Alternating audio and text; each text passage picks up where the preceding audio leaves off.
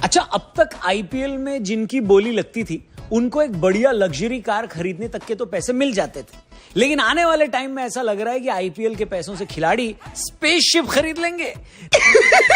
पैसा ही पैसा होगा। नमस्कार, हेलो, जय हिंद। मेरा नाम है रौनक। रणतंत्र देखना शुरू कर चुके हैं आप, और आप तो रणतंत्र देख रहे हो। मैं फ्यूचर देख रहा हूं बॉस, फ्यूचर। और फ्यूचर में ये देख रहा हूं कि आईपीएल के खिलाड़ियों के होने वाले हैं मजे ही मजे। उनको सोसाइटी में मिलेगी फुल इज्जत। स्कूलों में नया पाठ्यक्रम आएगा जहां पर यह बताया जाएगा कि खेलोगे कूदोगे तो बनोगे नवाब, पढ़ोगे लिखोगे तो बनोगे खराब। हफ्ते में एक स्पोर्ट्स पीरियड नहीं होगा, बल्कि हर रोज स्पोर्ट्स के पीरियड होंगे। माँ बाप अपने बच्चों को बोलेंगे कि क्या हमेशा पढ़ाई लिखाई करता है, जा बाहर जाकर क्रिकेट खेल, प्रैक्टिस कर, क्योंकि आईपीएल में खिलाड़ियों को मिलने वाला पैसा बढ़ने वाला है। क्या बात कर रहे हैं? जी हां, 30 और 31 तारीख को बीसीसीआई और आईपीएल की टीमों की मीटिंग होनी है, जहां पर आईपीएल की टीमों ने लिस्ट बनाकर तैयार कर ली है कि उनकी डिमांड क्या है। जिनमें से एक डिमांड ये है कि हमको ऑक्शन के टाइम पर ज्यादा पैसा खर्च करने का मौका मिले। इसके पीछे एक वजह ये हो सकती है कि पैसा रख लेंगे तो भी टैक्स लगेगा, इससे अच्छा खिलाड़ियों को दे दो, वही टैक्स भरे। मस्त प्लान है। तो कहने का मतलब ये है कि आने वाले टाइम में आपको ऑक्शन पर और भी महंगे बिकते खिलाड़ी दिख सकते हैं। इसके अलावा और क्या डिमांड करी गई है बीसीसीआई से, आइए आपको इस वीडियो में बताते हैं। वीडियो पसंद आए तो लाइक करके चैनल सब्सक्राइब कर देना, ठीक है? शुरू करते हैं। सबसे पहले तो टीमों ने यह कहा है कि मेगा ऑक्शन 3 की बजाय 5 साल में कराया जाए। अभी के सेटअप के हिसाब से बीसीसीआई वाले हर तीसरे साल में मेगा ऑक्शन कराते हैं। मेगा ऑक्शन का मतलब यह है कि फ्रेंचाइजी को कुछ खिलाड़ी छोड़कर बाकी खिलाड़ी रिलीज कर देने होते हैं, और फिर ज्यादातर खिलाड़ी आपको ऑक्शन में बिकते हुए दिखाई देते हैं। अब ये जो मेगा ऑक्शन है, ये उन टीमों के लिए तो बढ़िया है जो कमजोर हैं और जिनको अपनी टीम में ढेर सारे बदलाव करने हैं और नए नए खिलाड़ी भरकर अपनी टीम बनानी है। लेकिन वो टीमें जिनकी टीम बनी बनाई है, जिनका कोर सेट है, जिनको हर साल बस कॉस्मेटिक चेंज करने हैं, उन टीमों को इस बड़े ऑक्शन से सख्त नफरत होती है, क्योंकि वो इतनी मेहनत करके एक टीम सेट करते हैं जिसके सभी खिलाड़ी बेहतरीन परफॉर्मेंस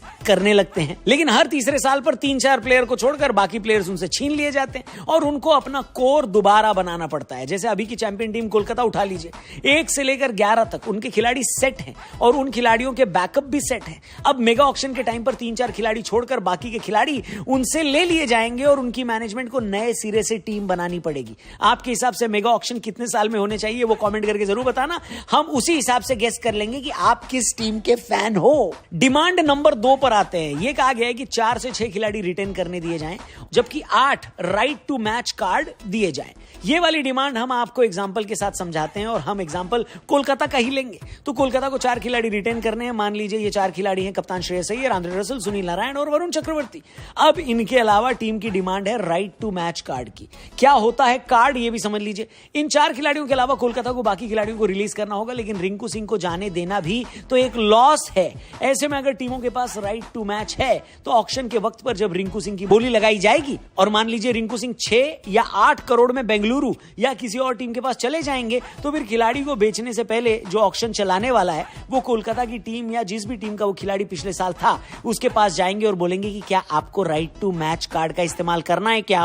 अगर कोलकाता ने इस कार्ड का इस्तेमाल किया तो रिंकू सिंह उसी प्राइस में, जिस प्राइस में वो ऑक्शन में किसी और टीम के पास गए हैं, उनसे वापस कोलकाता के पास आ जाएंगे। राइट टू मैच कार्ड की वजह से खिलाड़ी को उसका सही पैसा मिल पाता है और वो अपनी टीम के पास भी वापस आ जाता है। अभी तक मेरे ख्याल से सिर्फ एक बार राइट टू मैच कार्ड का इस्तेमाल किया गया है आईपीएल ऑक्शन में, और मुझे तो बड़ा मजेदार लगा था। लेकिन अगर 4 खिलाड़ी रिटेन हो रहे हैं और 8 राइट टू मैच कार्ड मिल रहे हैं, तो इसका मतलब है कि आप 12 खिलाड़ियों को अपनी टीम में वापस ले सकते हैं।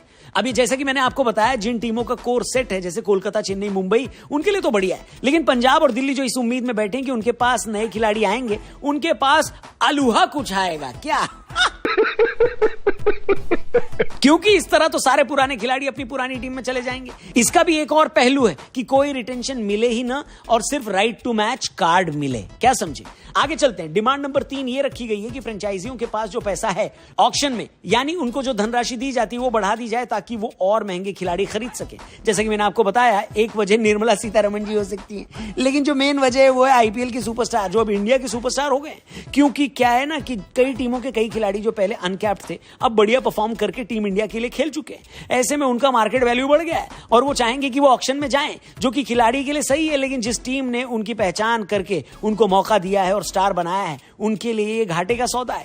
अब अगर सेम बजट में उनको वही खिलाड़ी चाहिए तो उनको या तो कहीं और कॉम्प्रोमाइज करना पड़ेगा या फिर उस खिलाड़ी से हाथ धो बैठेंगे। इसलिए आईपीएल फ्रेंचाइजी ये चाहती है कि फिलहाल जो 90 करोड़ रुपए उन्हें मिलते हैं प्लेयर खरीदने के लिए, उसकी लिमिट 130 या 140 करोड़ कर देनी चाहिए।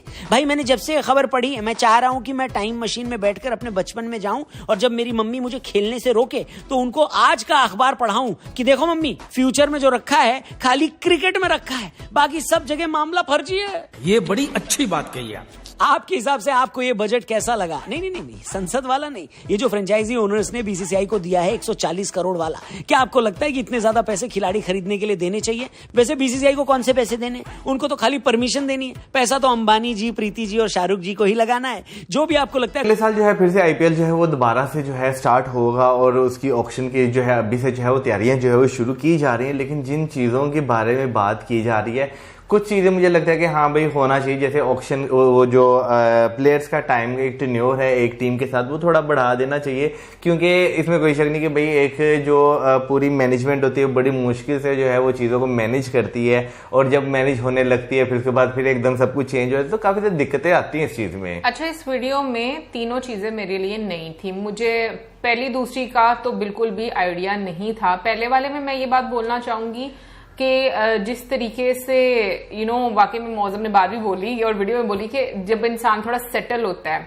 तो उसके बाद मतलब वो स्विच कर जाता है, ऑक्शन लग जाती है। बट एक चीज मैं पूछना चाहूंगी, बताओ कि ऐसे बढ़ाना चाहिए, सब करना चाहिए क्या?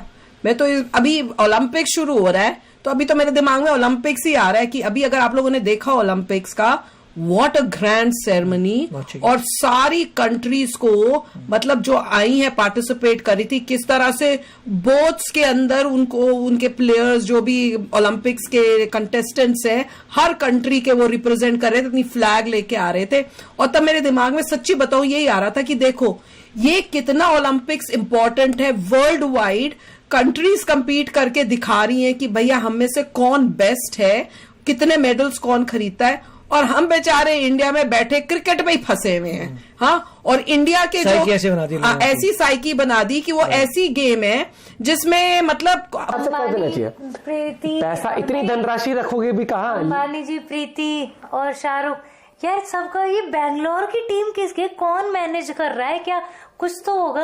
आते भी हैं, दिखते भी हैं, वैसे ज्यादा वो नहीं रहते उसमें। मैंने एक चीज देखी, बैंगलोर में ना कोहली के अलावा ना तो किसी को टीम मैनेजमेंट से वो है, किसी से वो नहीं है, कौन बॉलर।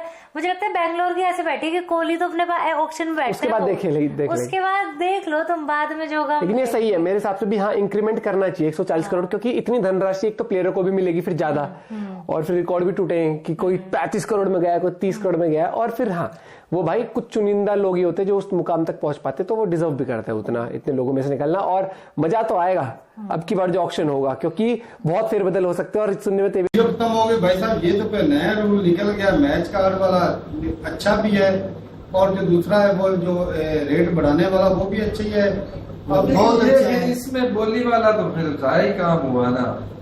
हाँ, उनको तो प्लेयर मिलना ही नहीं है, वो टीम वापस ले लो, वो जितना मर्जी वो, लेकिन उस टीम के लिए बर्डन बढ़ जाएगा क्योंकि उस प्लेयर की वैल्यू पहले से बढ़ जानी ये चीज। लेकिन ये है कि वो मैच कार्ड के जरिए उस प्लेयर को वापस ला सकता है, अगर वो भी ना हो तो भाई वो ला ही नहीं सकता। लेकिन उसमें उस प्लेयर की मर्जी भी तो शामिल है ना। बिल्कुल, मर्जी भी तो होनी है, ये फिर अपनी मर्जी से ही। अब मर्जी जिस बंदे को जिधर ज्यादा पैदा मिल रहा जाएगा तो उधर ही अब ये तूने भी क्या अपनी मर्जी से क्या कि मैं इतने पैसे दिए तू मेरी तरफ ही आएगी, ये भी